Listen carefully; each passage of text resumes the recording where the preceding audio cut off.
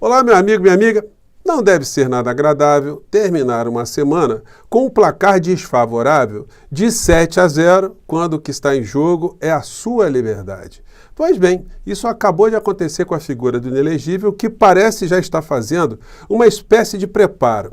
Um treino para ficar muito tempo confinado, porque ele passou 2 semanas já experimentando uma espécie de isolamento que será muito mais intenso quando ele estiver na cadeia. E, gente, não adianta nós todos aqui ficarmos com algum tipo de ansiedade, porque a ansiedade não vai acelerar absolutamente nada. Quem está ansioso agora, quem está com muitas tensões, muitas preocupações, são essas figuras que cometeram crimes. Nós aqui temos que cobrar e fazer com que a fila cada vez mais ande com maior velocidade. Isso parece que vai acontecer a partir dos últimos fatos que compartilharei com vocês aqui, além de outras situações que estão se dando no nosso país paralelamente. Bom, antes de entrarmos aqui nos fatos, quero convidar você que está chegando agora ao nosso portal, ainda não nos conhecia, para que você se inscreva aqui conosco, conheça também os nossos outros vídeos. Se você gostar, compartilhe, recomende, não se esqueça. Dê o seu joinha, mande seu comentário e, se puder, se inscreva aqui também no nosso clube de membros. Você que é muito bem-vindo e muito bem-vinda. Gente, a notícia é uma pancada acachapante, né? Até porque tem alguns elementos subjetivos no meio dessa história. Mendonça nega salvo-conduto contra a prisão de Bolsonaro. Placar é de 7-0. Então, mesmo o terrivelmente evangélico e o Cássio Nunes Marques votaram contra a figura do inelegível, porque afirmaram nos seus votos que não viram absolutamente nada de ilegal, nada de constrangedor, nada além do que diz a lei nas decisões do ministro Alexandre de Moraes. Isso diz muita coisa, né? Para o universo bolsonarista, né, é o ditador da toga, é o arbitrário, é o que está fazendo tudo à margem da lei, mas mesmo para aqueles bolsonaristas que estão examinando os autos, a visão é completamente contrária, né? E a decepção dessas criaturas ficará muito maior no futuro, né? Porque nós estamos vendo cada dia mais um quebra-cabeça sendo colocado nesse grande tabuleiro. Bolsonaristas entram em pânico ao saber de novo alvo em investigação sobre joias. Então apareceu mais um sujeito que ainda se encontra ocultado no meio dessa história, mas nós saberemos em breve. Assim que o inquérito da Polícia Federal for concluído, isso deve acontecer nas próximas semanas. Nós teremos aí muitos assuntos para que os bolsonaristas se debrucem, para além das insanidades que o tempo todo eles ficam jogando, envenenando aqui a sociedade brasileira, né? Como eu digo para vocês, isso tudo não vai adiantar absolutamente nada. O que vai decidir é aquilo que está provado nos autos e a decisão final que será proferida no Supremo Tribunal Federal. Mais uma noticiazinha para essa sexta-feira, né?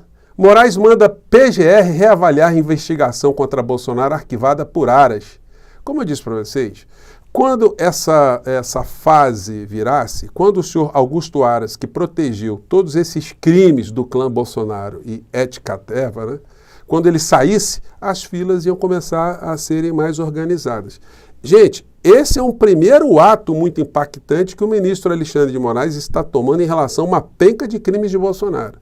Esses arquivamentos, eles começam agora a entrar numa nova perspectiva. E os advogados do Bolsonaro vão ter muito trabalho pela frente, né? A figura fica tentando distrair a sociedade, as pessoas que o seguem, sempre com alguns temas aleatórios. E hoje me chamou a atenção porque ele descobriu, junto com o clã Bolsonaro, que teve uma tragédia no Rio Grande do Sul. Vejam só, essa gente que é tão antenada com as redes sociais, e aí ele mandou o filhote, né, o Carluxo, lá para o Rio Grande do Sul, e ele está aqui. Detalhe, tá? Ele não está com voluntário, não, ele está com as forças do Estado, né? A Defesa Civil, o Corpo de Bombeiro, enfim. E é um negócio curioso, né? Por que ir lá para ficar olhando aquilo que nós já sabemos?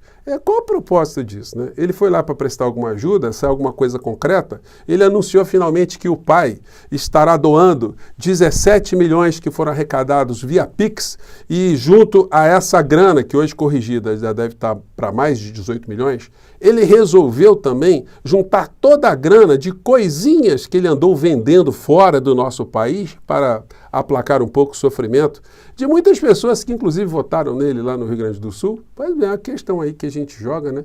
E enfim. E tem muita gente que recorta aqui uns pedaços do nosso portal e usa isso, né? Ah, mas o Bolsonaro agora vai doar os 17 milhões. Gente, o Bolsonaro não vai doar absolutamente nada, né? E se isso servir pelo menos para constranger a criatura de que nós sabemos que ele está com uma montanha de dinheiro e que ele não mexe em um átomo, nem uma moedinha desse dinheiro, pelo menos isso é positivo, né? E aí, no clã da patifaria, vem o Dudu Bananinha e vem com essa também. Uma prévia do que vi no Rio Grande do Sul. Em breve mostrarei uma realidade mais profunda. Gente, dá pra gente pegar leve com essa coisa, com esse tipo de situação? Ou será? Tá andando de jet ski,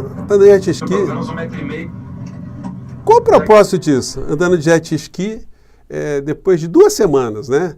Depois de ter feito um tour em várias partes do mundo, né? Sempre em hotéis muito refinados, muito bem equipados, com ótimos tratamentos, pagos com o povo brasileiro para destruir, para atacar a nossa democracia. Agora ele resolveu andar de jet ski como seu papai para ver aquilo que já está acontecendo há 2 semanas. Enfim, acordaram, né? Em relação ao Carluxo, me ocorreu o seguinte, né? O papai dele nunca cobrou do filhote, já que são pessoas que defendem a família, que ele dê uma assistência para o seu filhote ou filhota nos Estados Unidos? Ou será que esse negócio de família só vale para alguns filhos, para outros não valem, para alguns são bastardos, né? Essa história aí que a gente já comentou aqui, mas é sempre muito importante a gente desmascarar a farsa dessa gente quando eles usam o vocábulo família para ganhar votos, tentando fazer ali com que algumas pessoas acreditem que eles de fato dão valor à palavra família, à organização família, ao sentimento de família. E a família para eles é apenas um objeto de empulhação, de enganação de pessoas ingênuas, pessoas incautas, né? Pois bem, a gente não podia deixar de falar isso. O Dudu Bananinha, como nós todos sabemos, ele é perito em fazer presepadas com dinheiro público. O Bolsonaro aqui em plena Covid, né, em plena pandemia, estava na praia, né? As pessoas esquecem disso, mas é bom a gente guardar essas imagens, né? Ele falando aqui do spray de Israel, que ia escalar o filho para ver um spray em Israel que poderia enfrentar a pandemia, né, a Covid. Vamos recordar isso aqui? Uma centena de pessoas em Israel para ir realmente fazer um estudo. Foi feito o teste em 30 pessoas estavam grávidas. Aí, gente, aí o negócio é espetaculoso, né? Tá ali o Bolsonaro, o Dudu Bananinha e o Sargento Max, segurança do Bolsonaro, falando de spray nasal. 3 cientistas ali falando dessa história. Bom, como nós sabemos, era apenas para viajar, é a coisa que o Dudu Bananinha, mais uma penca de extremistas, faz para cima e para baixo. Gente, esses caras estão mais no parlamento norte-americano do que trabalhando no parlamento brasileiro, né? É exagero chamá-los de vagabundos? Bom, desculpem aqui, tá, gente, mas não tem como. Aí depois vai para o parlamento europeu, vamos lá. Recebemos um convite, né, para estarmos lá. E aí, gente, mas ninguém dá bola para esses insanos. Mas aí estão aqui, ele faz a postagem, né, que está nas águas, né, lá do Rio Grande do Sul, para mostrar aquilo que ninguém está vendo, né? Enfim, é muito banditismo, né? Viagem de comitiva a Israel custou 88 mil e não resultou em acordo por spray nasal nenhum. Tudo presepada, né? Não sei se você lembra aqui, a gente abordou isso aqui. Vejam a comitiva, né? O Ernesto, ó, vejam só, né? Uma expedição científica, com ali de um lado para o outro, né? O deputado Hélio Negão, o ex-ministro, né, de Notre Dame, né, o Ernesto Araújo, o inelegível mais ao meio, do lado o rapaz lá que fazia gesto neonazista lá, que acabou entrando pelo cano, foi para a cadeia, o Sargento Max e na outra extremidade, o Dudu Bananinha, né? Enfim, como ele não consegue mostrar que essas viagens são uma verdadeira patifaria com dinheiro público, na última que ele foi flagrado no Catar, na Copa do Mundo, ele inventou que estava fazendo, foi descoberto ali que estava nessa situação, né? Aqui tirando foto, né? Todo feliz aqui, no meio da Copa do Mundo, e veio com essa presepada aqui, ó, para enganar trouxa, né? Os pendrives aqui tem vídeos em inglês explicando a situação do Brasil. Eu espero que você não creia que aqui no Catar só se fala em Copa. Mas assim, com semblante de arrogância, né? Blasé, do tipo, vocês não estão enxergando que eu estou aqui no Catar numa missão para denunciar que o Brasil... Olha só, no Catar, falando isso para um sheik, né, para um ditador, num ambiente repleto de famílias de ditadores, né, de regimes totalitários, ele levando um pendrive para dizer para o sheik, né, para os sheiks dos Emirados Árabes e das outras nações, que o Brasil tem problemas com a nossa democracia. Isso é uma vigarice, gente, elevada à 10ª potência, né? Copa do Mundo. Só para lembrar para você que a FIFA tem mais membros do que as próprias Nações Unidas. A imprensa inteira está aqui.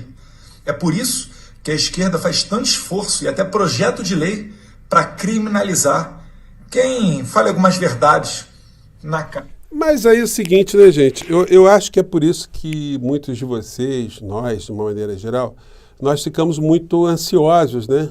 Porque a gente fica vendo essa vigarice toda não ter um freio. Mas as coisas estão acontecendo. Agora, não adianta a gente ter ansiedade não, como eu tenho dito para vocês. A ansiedade é um problema de quem cometeu o crime, de quem está vendo o cerco se fechar. E apesar dos veículos de comunicação não estarem jogando luzes, eles sabem que as coisas estão andando. Então vai ter uma hora que a coisa vai eclodir, né? Bom, uma notícia importante. O ministro Paulo Pimenta está dando coletivo, deu uma coletiva hoje, né? E... como eu disse para vocês, explicando, deixa eu baixar o som aqui, explicando concretamente ações que estão sendo tomadas em conjunto com o governo do Rio Grande do Sul, com as prefeituras lá do estado do Rio Grande do Sul, né, para o combate ou para resolver toda essa tragédia. Essa, sim, é uma estética adequada, uma coisa mais sóbria, falando sobre os problemas, apresentando as soluções, enfim. Porque a cerimônia que nós vimos anteriormente, ela, de fato, ela não teve ali um cuidado estético especial. E a comunicação, gente, não é só falar. A comunicação tem uma linguagem estética também. E algumas coisas ficaram ali dando margem para esse tipo de patifaria que a gente vê o tempo todo da extrema-direita. Título do vídeo do líder dessa gente toda. Vergonha. Lula fazendo política baixa com a desgraça. Logo ele falando de alguém que foi aliado de um presidente genocida, um presidente assassino. E aí, ele que foi cúmplice desse genocídio aqui no Brasil, fazendo reparos à conduta, à aparição do ponto de vista estético do presidente Lula. Ele não abordou as questões de fundo. Para ele, cuidar de seres humanos, ou para essa gente da extrema-direita, cuidar do social, é uma deformação, é coisa de comunista, né? Porque o comunista é que tem esse tipo de preocupação. O capitalista não. O capitalista é cada um por si e Deus por todos. O Estado não deve existir. É o voluntariado. E aí é a contradição filosófica, né? Os seres humanos, em muitos tempos antigos no planeta, descobriram que só o voluntarismo não resolviam as coisas, que era necessário criar uma coisa chamada Estado, uma coisa orgânica e permanente, porque isso sim é que sempre garantiu a paz social. Aí vem esses bolsonaristas com a cabeça nas trevas, tendo ali um síndico das trevas, né? O inelegível, dizendo o tempo todo que o Estado é uma coisa pesada, uma coisa que tem que desaparecer, porque o que vale mesmo é o voluntarismo, é a meritocracia, é cada um por si, né? Então, fica aí essa tragédia como um grande ensinamento para todos nós e mais revelações, mais luzes sobre a bandidagem, sobre os cínicos, os pilantras, que agora estão preocupados, estão com muita ansiedade, né? E nós aqui vamos passar um final de semana com muita tranquilidade, nós que apenas estamos longe dessa tragédia, mas com alguma aflição, mas não em função do que está para acontecer com a gente, né? Mas em função daquilo que nós estamos vendo acontecer com os outros. Gente, eu fico por aqui, mais uma vez, um grande abraço e até o nosso próximo encontro. 7-0 não é pouca coisa não, hein? Tchau!